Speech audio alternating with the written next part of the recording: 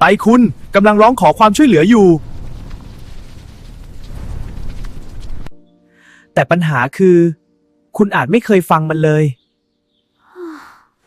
ตื่นมาแล้วหน้าบวมเท้าบวมอย่าคิดว่าแค่นอนน้อย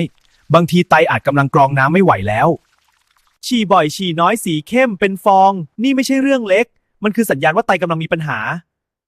นั่งเฉยๆยังเหนื่อยเพราะของเสียเริ่มค้างในร่างกายคุณไตก็ทำงานหนักจนแทบไม่ไหวถ้าปล่อยไว้นานของเสียจะสะสมหัวใจจะพังผิวพังสมองพังแล้วชีวิตคุณจะพังตามไตไม่เหมือนแบตมือถือพอพังแล้วจะชาร์จกลับมาไม่ได้ดูแลไตวันนี้ดีกว่าล้างไตวันหน้านะทุกคน